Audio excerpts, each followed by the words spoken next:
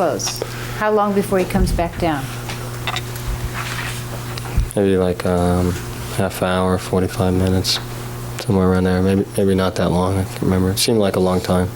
And where's your mother during this time? Mom was upstairs with Dad. And he had told you to wait for him in the study. Is that correct? Right. Did you go into the study as soon as he told you to go in there? Yeah. Did you remain in there? Mm-hmm. Yes. Did you go up the stairs and say, "What's taking so long? I need to talk to you. This is important"? Or? No, I remember sitting on the couch.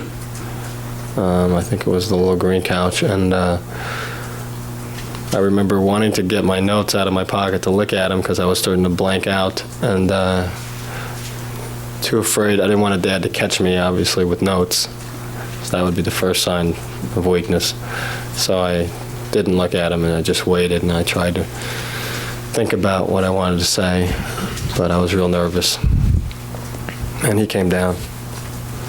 And what happened when he came down? Did he come into the study?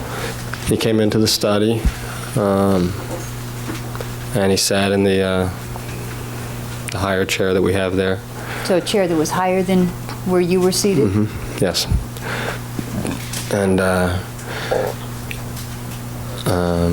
the first thing I noticed is that he hadn't changed, which actually didn't surprise me, but made me nervous. Why do you say it didn't surprise you? I knew that he would be talking to my mother upstairs, and I knew that that was why he wanted to go upstairs, was to talk to my mother. At least that's what I felt. And he came down in his suit and with his jacket off, and he just sat there and he lit a cigarette and he waited. Did he say anything like, "What's going on," or "What do you need to talk to me about," or did he just sit there and wait? No, he just waited. And what did you do? I waited, and we had this awkward period, just waiting for my dad to talk first, because he always does. And eventually I realized he wasn't, and so I just sort of went ahead with what I had planned to say as best I could. What did you which say? Was that I knew everything that was going on between him and Eric, and that it had to stop, and that it had to end, and that I didn't want to disrupt the family, and I wasn't going to tell anybody, but that there had to be some changes, and if I had to, we would come out of the house, we would leave the house if he didn't want us to live there, but that we wanted to live there for now, and I wanted to take Eric to Princeton with me, and then maybe transfer to UCLA, and that this had to happen, and that I meant it. How did you feel when you were telling him all this? Sort of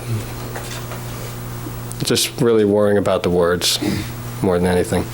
And did you say it all at one time like you did here, or did you say something and then he said something? No, he didn't say anything. He was looking around the room, and he had his cigarette lit, and I remember he was playing with his ear, like he does a lot. Did he look at you at all during this? Didn't look at me at all, which at some point I was sort of rambling, trying to get all the words out. At some point I realized I had finished saying what I was saying, and I stopped, and we had another silence. And then he said, Did he continue looking around and playing with his ear during this silence? Or did he change? well, I don't remember, but at some point, once I stopped, he asked me if I was finished. And then I said that I was. And he put his cigarette, he had crossed his legs were crossed, he put his cigarette out. And then he started talking. And did his position change, or did he just... No, now he was